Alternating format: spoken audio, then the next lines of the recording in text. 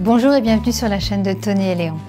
Votre chienne a des petites pertes de sang au niveau de la vulve et sa vulve est un peu gonflée. Peut-être que ce sont les chaleurs. Alors, comment ont lieu les chaleurs chez la chienne? Comment elles se manifestent? Et surtout, qu'est-ce que l'on peut faire si on veut avoir un jour des chiots ou au contraire, ne pas avoir de portée chez sa chienne? Je vous propose d'en parler avec le docteur Olivier Rochenaud, vétérinaire à la clinique West My Vet à Paris. Suivez-moi, c'est par ici. Bonjour Olivier. Bonjour Valérie. Je te remercie de m'accueillir dans ta clinique West My Vet. Aujourd'hui, je viens parler avec toi des chaleurs chez la chienne, parce que le sujet est vaste. Tout d'abord, chez la chienne, c'est pas comme chez la chatte. C'est-à-dire qu'il y a en moyenne 1 à 2 périodes de chaleur par an, alors que chez la chatte, c'est beaucoup plus rapproché. Quel est l'âge de la puberté d'une chienne? Alors, c'est fonction un petit peu de la taille du chien, effectivement. Les petites races, c'est vers 6-8 mois. Les grandes races, c'est beaucoup plus tardif, ça peut être 12, 15. On parle même d'un pubérisme simplement dans ces grandes races qu'après l'âge de 2 ans. D'accord. Avec aussi, là, dans notre discours, la possibilité d'avoir, en fonction de la race, soit des chaleurs plus fréquentes, comme chez le berger allemand et le rottweiler, où il y a juste un repos sexuel qu'on appelle un anostrus de 4 mois et demi à 5 mois. Et inversement, des chiennes, comme les labradors, qui ont des chaleurs que tous les 8 mois, et voire les chiennes type Basenji qui n'ont qu'une chaleur par an. Oui, tout à fait. Donc il y a vraiment plein de différences. C'est assez variable en fait, mais ce qu'on peut retenir, c'est que les petites races sont généralement une puberté plus précoce que les grandes. Et puis 2 chaleurs par an. Et 2 chaleurs par an. Alors les chaleurs, en fait, il y a quand même plusieurs cycles. Hein. On l'a dit, un repos sexuel qui est plus ou moins long, et puis la période sensu stricto de chaleur qui se découpe en deux. Oui, un pro-œstrus et un œstrus, effectivement. J'ai fait un beau dessin, tu vois.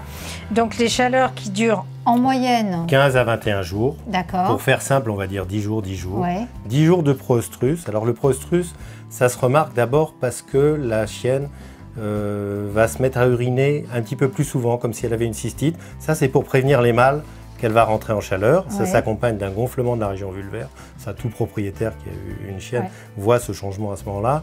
Et très souvent, ça s'accompagne de perte de sang. En tout cas, pour les premières chaleurs, il peut y avoir des choses un peu variables, mais quand les chaleurs sont bien enclenchées, on a cette perte de sang. Là, pendant cette période, la chienne attire tous les mâles, à tel point même qu'ils pensent que c'est le bon moment, et c'est pas toujours le bon moment parce que la chienne va les manger, les bouffer. Enfin, elle n'accepte pas du tout. Exactement. C'est pour ça qu'il faut des jeunes chiens d'expérience. Oui, ou un étalon qui a effectivement beaucoup d'expérience. Et après cette phase, effectivement, c'est qui correspond grosso modo à l'arrêt des pertes de sang sur la majorité des chiennes, hein, c'est très variable comme chez la femme. Hein. On a à ce moment-là l'ovulation et donc là l'acceptation de la saillie. Donc, et cette période-là dure plus ou moins 10 jours aussi.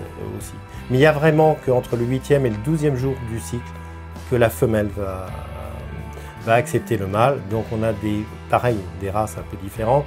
On sait que les chiens bergers allemands vont accepter plusieurs mâles ou plusieurs coïts au moment de l'ovulation. Et ça peut durer 8 jours chez la chienne berger allemand. Alors que les autres races, c'est vraiment 24-48 heures.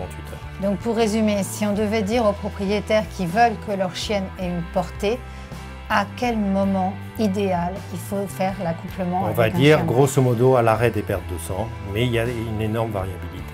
Et si on a des échecs au niveau de la gestation, il faut à ce moment-là, par des méthodes scientifiques, prévoir l'ovulation, et ça on a les moyens. Entre les frottis, dosage de progestérone, de savoir exactement le moment de l'accouplement. D'accord. Contrairement, alors je disais comme en humaine à l'instant, mais contrairement à la femme, il n'y a pas de ménopause. Oui, effectivement, c'est une particularité de la chienne. Donc, elle aura tout au long de sa vie, effectivement, des cycles. Alors, il est extrêmement important de savoir que l'intervalle entre chaleurs doit être respecté tout au long de la vie. C'est-à-dire que si la chienne est réglée à 7 mois, tous les 7 mois, on doit avoir. Alors, ces chaleurs sont plus ou moins expressives, effectivement. En vieillissant, la chienne peut avoir moins de perte de sang, mais elle a quand même des chaleurs. Si on remarque un changement entre ce qu'on appelle au niveau de l'anostrus, il faut s'inquiéter parce que c'est souvent prémonitoire de dérèglement utérin, voire d'infection utérine. Oui, donc si en fait vous avez une chienne qui se retrouve avec des périodes sans chaleur, de repos sexuel plus longues que d'habitude, c'est pour ça qu'il est important pour les propriétaires pareil, quand ils décident de les mettre en reproduction ou de conserver le potentiel génétique de la chienne, de bien noter régulièrement les chaleurs. Oui, tout à fait. C'est un bon moyen de savoir. Si, donc il y a des propriétaires qui vont vouloir un jour faire accoupler leur chienne. Donc là, à la rigueur, il existe des couches pour les chiennes pour éviter les pertes de sang à la maison. Olivier, est-ce qu'il y a un âge conseillé justement pour une chienne de façon à ce qu'elle soit gestante? C'est comme chez la femme, il n'y a pas... Exactement, oui. Je pense qu'il faut raisonnablement pas dépasser l'âge de 6 ans. D'accord. Alors, contrairement à la femme, c'est pas pour les mêmes raisons, c'est qu'il y a un risque que des chiots restent bloqués parce que le bassin de la chienne change. Ou tout simplement que la parturition se fasse pas bien, on a plus de mortalité, on le sait, sur les chiots, sur des chiennes âgées. Et donc, c'est un risque pour la chienne, effectivement, si on doit faire une césarienne, si effectivement les bébés ne sortent pas naturellement. D'accord. On peut donc décider de garder justement ce potentiel reproducteur de sa chienne et qu'elle ait des chaleurs. Donc là, dans ce cas, il existe des couches pour chiennes pour éviter les pertes de sang. Mais on peut aussi vouloir justement ne plus avoir de période de chaleur chez la chienne et donc faire retirer les ovaires.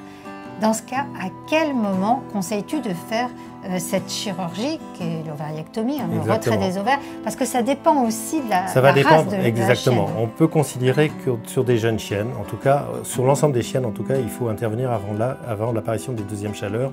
Si on va avoir une prophylaxie vis-à-vis de l'apparition de tumeurs mammaires, qui est quand même un gros problème sur nos chiennes âgées, et avoir aussi une prophylaxie sur toutes les pathologies utérines qui vont avec l'âge. Donc on recommande vers 6-8 mois sur les jeunes chiennes, on peut les faire en prépubère ou juste en tout cas après les premières chaleurs, dans la mesure où ces chiennes-là n'ont pas fait de vaginite et n'ont pas fait ce qu'on appelle les petits pipis de joie, là, quand on leur dit « oh t'es belle, t'es belle, t'es belle » et que ces petites gouttes qui sortent, il faut mieux laisser passer une chaleur pour tonifier le sphincter urétral.